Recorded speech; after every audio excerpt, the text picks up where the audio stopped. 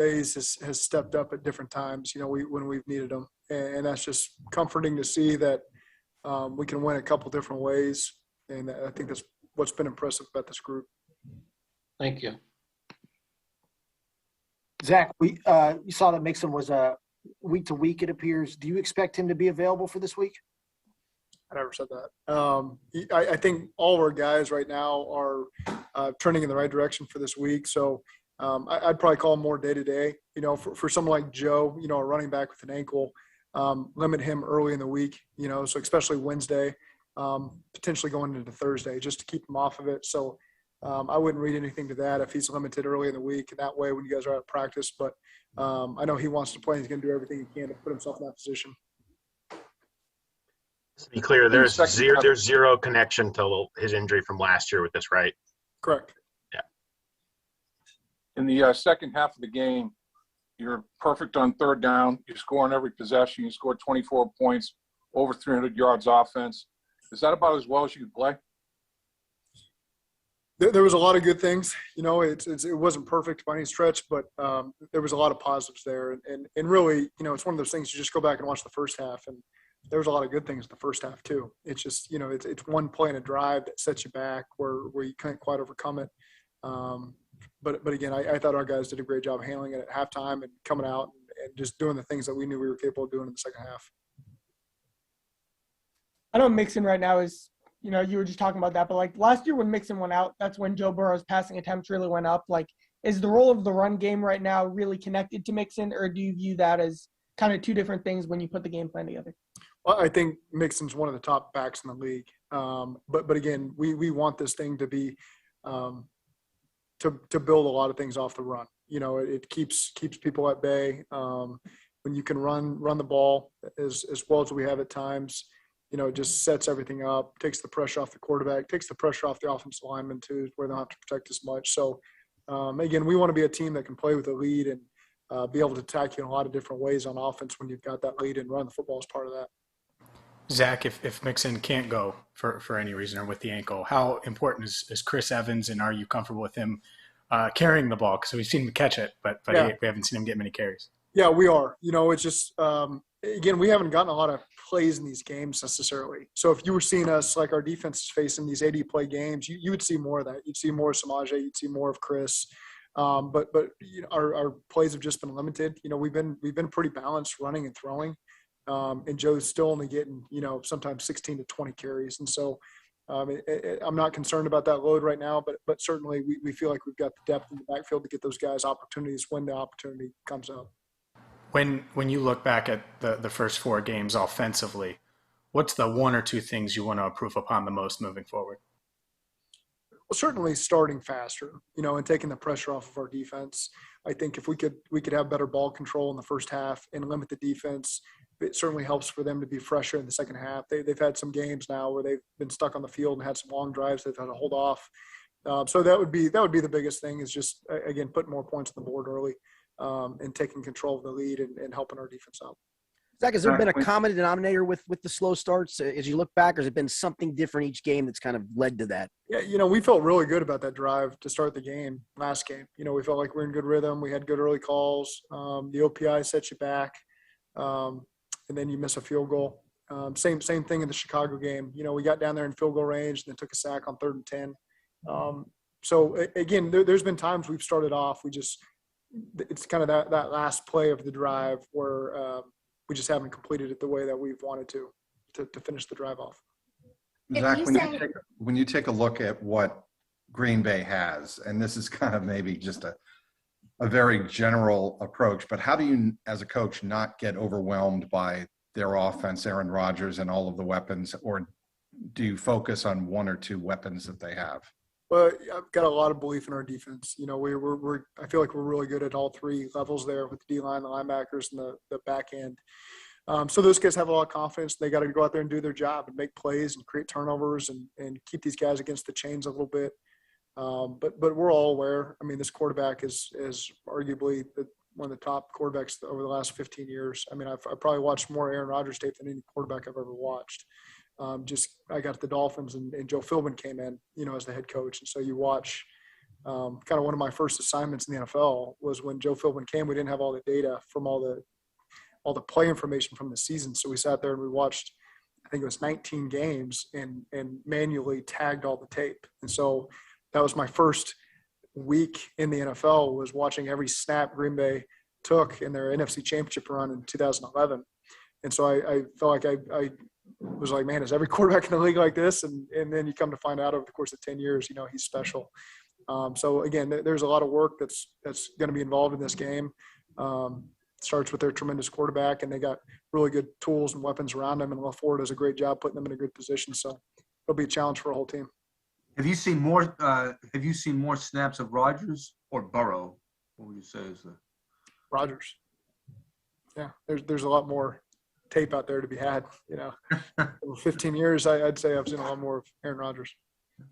Like, you guys have obviously overhauled the defense the last couple of years, and DJ was kind of the first piece that you started to build with. How important was that, and why was he such an important maybe first piece to get? Yeah, because he can help you on all three downs, and he's done that for us, especially this year when he's healthy. I don't know if he's flying under the radar or not this year, but from our end, he's been exceptional, and really helped that front. And of course, we added Larry and BJ, and Josh is back, and so it's a really good room right now. And you still got Mike Daniels in that room, and ran on practice squad, and so that's just been fun to watch those guys play off each other, and it's important to them. The practice is important, the film study is important. They communicate well. So again, DJ has been here, almost the longest of those guys, and it's just been really fun to watch him just quietly go about his business. He's not a overly vocal guy, but he just goes out there and puts us in a great position to make plays. On the opposite side of the line of scrimmage, Jackson Carman, this was his second game, and it was a home game, but a big game, nationally televised, all that. How's his graph? Is it going up? Is it flat? How did he play? Oh, it's certainly going up. I think with every rep he gets, he's going to see a different style of defensive tackle and defensive end and the way the backers play. And so, again, it's not a rush to judgment on Jackson. We just want to see improvement every day and every week. There's going to be just like I used to talk about with Burrow and Jamar Chase, there's going to be new things he sees every week that may get you once, and it's just say you got to move on to the next play and listen to Riley and listen to Trey. And, so again, I've been pleased with the direction that Jackson's heading. Zach, I know you said – Go ahead. Go ahead. I was going to ask, you mentioned all three phases of the game, showing some good things. The one thing we haven't really seen yet is a big explosive in the kick return game. Is there any – I guess, how are you assessing that area? And I'm sorry, can you say that again? There was some feedback from somebody. I'm sorry. You mentioned the three phases, and the one thing we haven't really seen yet is an explosive play in the kick return game. Is there I guess, how would you assess that? And is that an area that you think could maybe help you guys moving forward earlier in games, I guess? Yeah, there's no – I think there's been a couple kick returns where it's not easy to see, but man, there's a block where we just make one more block and it's a big play, whether it's an explosive run on a kickoff return with Brandon or potentially touchdown. And that's just the way it goes. That's how it goes on offense too. You're always saying you're one block away, but I think we're right there on the edge, and it hasn't gone quite as well as we've wanted so far, but I'm still confident in the ability of the kick return team. And then, again, we just got to be great decision makers with the punt return. Be smart when we're fair catching and when we're bringing the ball out and getting the yards that we can get there and continuing to put our offense in a good position. Zach, do you expect T and Jesse to practice on Wednesday, and what's their outlook look like for this week? I do. I think they're going to work their way in, and we'll see how they feel. I think Jesse feels really good, and his deal was just a neck last week where we had to be really cautious with that. But Jesse has really been hell-bent on playing. If he had it his way, he would have played on Thursday. And so, again, he's going through the clearance today with the doctors, and we expect that to be positive, and he'll be back in there Wednesday ready to go full speed ahead. T, again, will be getting back to practice for the first time. He's optimistic, so it'll be good to get him out there. He looked good just in what little I saw Sunday morning. Ricardo Allen is going through the final phases of getting his clearance tomorrow. We feel like he's going to be back out there this week. And Xavier Sufield will be day-to-day. He's going to kind of see where he's at on Wednesday, how he feels, to see if he can get out there and play. So I think that Did I miss anybody there? Cheeto's good and is going to give it a go on Wednesday. And again, he was trying to push it last week. If it wasn't a Thursday game, there might have been a chance if we'd gotten some more practice to see where he was at. But Cheeto's really optimistic right now as well. Coach, when Matt overlapped in LA, what did you observe from being in offensive meeting rooms with him? Yeah, really detailed. Just consumes tape and understands and can recall every look. And rarely did you ever want to get an argument with Matt about something that was on tape because he was always right. And he's just a tremendous person. He and I became really close friends over that year we were together. I remember I was at Disneyland when he called me to tell me he was going to Tennessee, and I couldn't believe it, after 1 year. But it was just a great opportunity for him. So I've always pulled for Matt. I won't be pulling for him this week, but we've always stayed close and just love the way he goes about his business and treats people.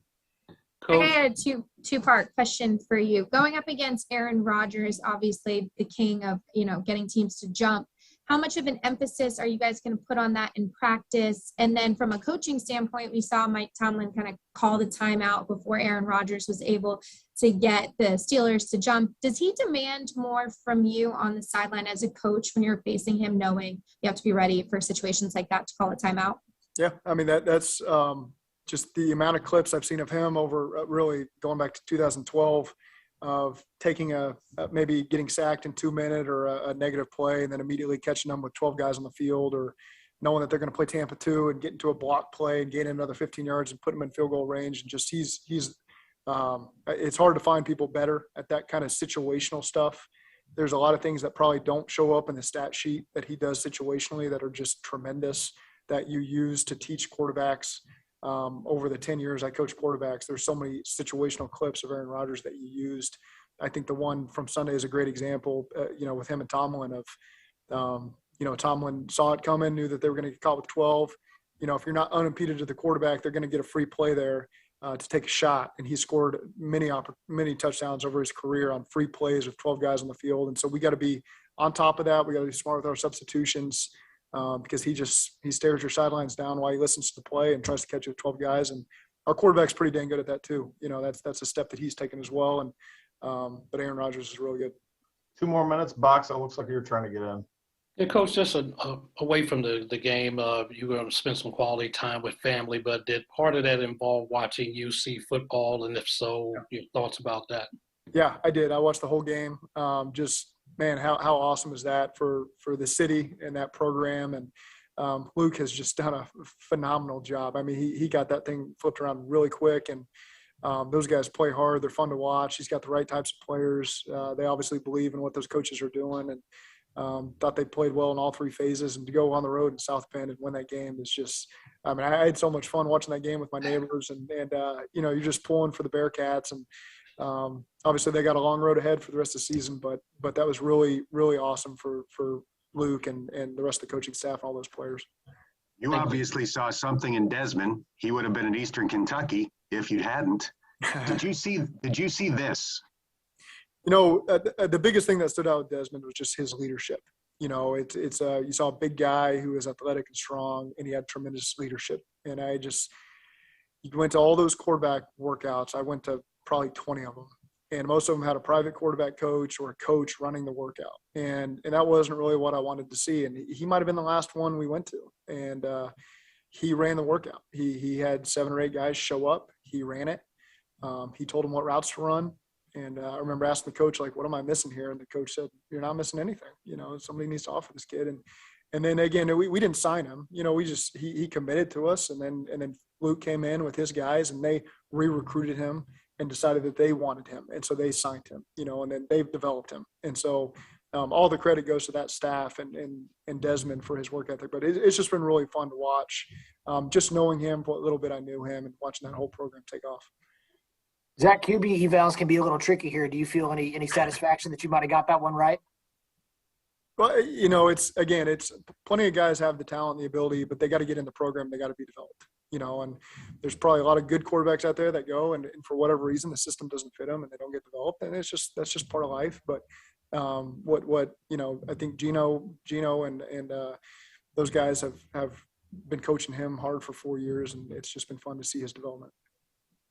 I know you said I know you said Xavier Su'a-Filo is going to be day to day. If he is healthy and able to go, have you guys made a decision on if Jackson Carman has done enough to continue to start, or will that be Xavier's position when he's back healthy? Well, we'll just see. Those are conversations we continue to have. But again, it's been good to see Jackson. And, I'm plenty comfortable with him having another opportunity on Sunday. I think for Xavier, it's just to more see how he feels on Wednesday.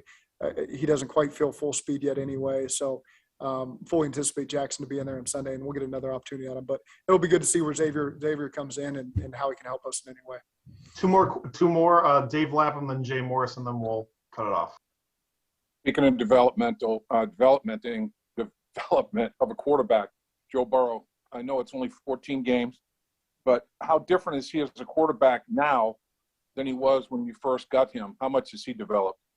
I just think he knows what to expect more from the defenses he sees in this league. I think that's the biggest thing. His accuracy, to me, has always been tremendous since he's been here. He's always been decisive. He can extend plays with his legs. Just the biggest difference with any young player is they see more looks and they know how to handle them, and they know what to expect from guys in certain situations. And so, again, he just continues to play fast, and he's really helped us. Zach, if I could circle back to the slow start question. It wasn't that long ago we were asking you why you can't score in the third quarter, and now that's your most explosive quarter. I mean, what's changed there? Is there anything different you're doing at halftime? Is anything you can point to why you guys have been so successful coming out to start the second half? I mean, we're a completely different team than last year. You know what I mean? It's you got your quarterback back. You got a lot of the guys you've drafted, and the guys are healthy, and added pieces to our offensive line, and Mixon's back. You just think of last year not having Joe and Jonah at times, and TB missed a couple games there with injuries late, and T had the hamstring he was dealing with, and we didn't have Jamar, we didn't have CJ, and so now you just add a bunch of pieces, and it gets to be more what you look like. And again, we got to be more consistent over the course of the game for 4 quarters. It's still early in the season. We're going to continue to improve as each game goes. That's what we're confident in, and we're just fortunate to be 3-1, even despite some of the slow moments that we've had as an offense. Thank you. All right, Coach, we'll let you go. Thanks for your time. You bet. Thank you. Thanks, Zach. Thanks, Coach.